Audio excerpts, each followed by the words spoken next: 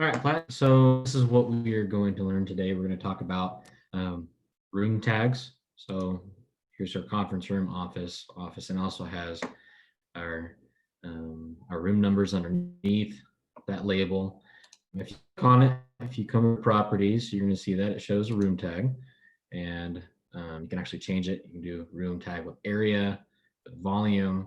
I think generally I like to see area in there. So if we were to change that, it shows that this room is 398 square feet. Now I'm going to show you actually how to put these in. So I'm gonna go ahead and delete that. And actually, you know what, I'm sorry, for the sake of the rest of the project, we're going to delete these two. So office 111 and office 112. Okay.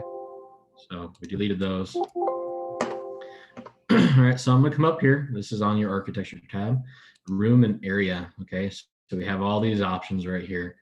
Room, whenever you click on this button, what's going to do, so let's see if it shows up. So it's going to show all these spaces that are bounded by walls or other elements. So here we are right here. In fact, if I'm not mistaken, so I need to delete that. Let's see if it pops up. Yep. Oh, almost have it. You might have to drag over and highlight it. Okay, now I deleted it officially. So the first thing you're going to do is you're going to come over to your room and you're going to go, hey, Revit, I want to make this a room.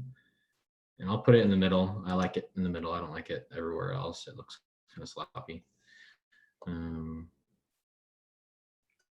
of course, I mean, if there's tables in the way, you could as well. So for the sake of it, we'll just have this one. And right now it says room 207, which that's not the room we want.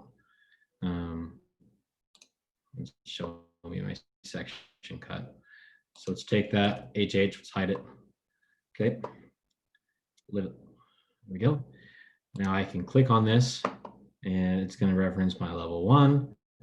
And I should be able to change the identity of this as well. So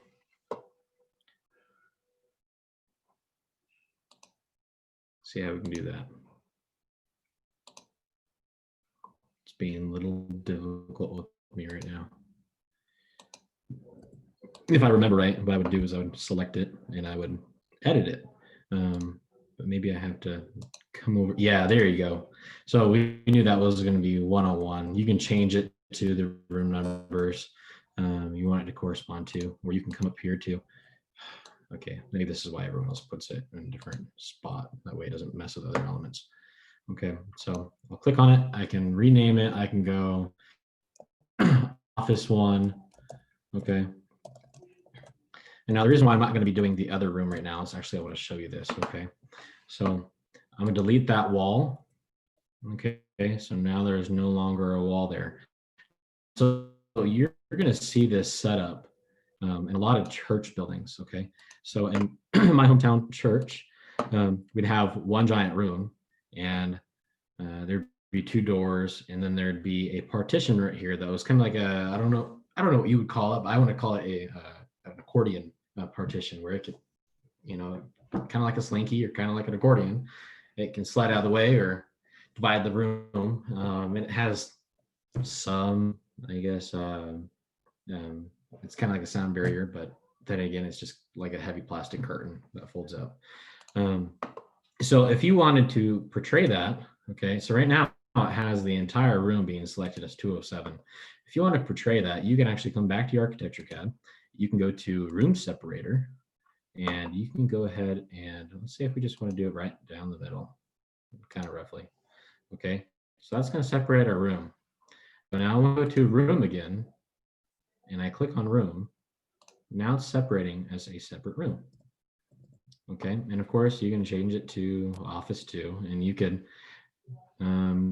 add some elements in here for partition, that accordion partition, and that's how you separate out a room when there's no physical elements like a wall there that is separating it.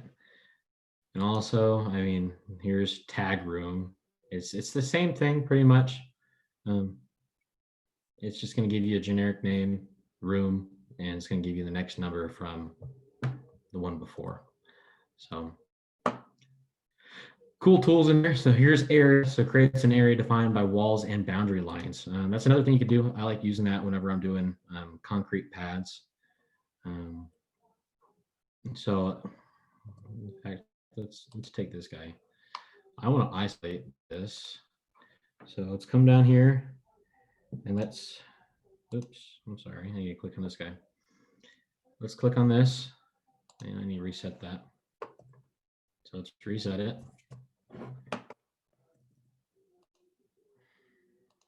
Push that button. I regret it. Okay, there we go. Okay, let's click on the concrete pad. Let's come down here to temporary hide and isolate. Let's isolate that. Okay. Now let's see if it pops up. It is, but why is it not showing? Okay, so we're gonna go to our 3D view. See if that pops up. It's showing my roof. I don't want to see that. I just want to see my level 1 floor plan. So maybe we just forget about hiding it. Okay, so we're going to reset this temporary hide, and we're going to come back to our plan. So I am selecting the roof. That's a bummer. Okay, HH. Let's hide that. Wherever it really wants to be. Okay, so here's our concrete pad, or maybe that's a roof. I want to say that's a slab that's underneath. So that's what it says too. So what we can do, we can come back to that area. Okay, so it's area plan. You can do it by plan view, or you can do it by area right here. So I'm going to click plan, and it looks like on this kind you can either select gross building or rentable. I think gross building would be the overall heated and unheated, and then rentable would be the heated square space. So on a different aspect of this, okay, if you wanted to have the total square footage of your plan pasted at the bottom right or down somewhere where a builder could go, oh, okay, well, it's this many square feet, Mr. Homeowner. So I can go rentable. Okay, I'm just going to go first floor. Okay, you'll have these added up. So we're just going to do the overall square footage. You can push OK. Automatically create area boundary lines associated with external walls. I want to say yes. So this is going to be the first floor over here.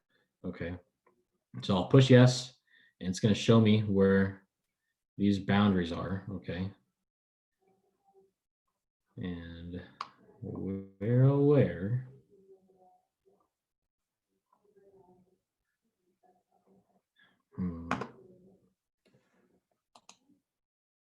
area boundary line. Okay, now I can do area. So I know if I push back on the area, so I do my area outline, okay, and I push the area, that this building on the first floor is 3,585 square feet. And of course, you can add those up in your title pages or any of your pages that you have your plans. So I think that's really nifty. I hope that you enjoyed this. So good luck.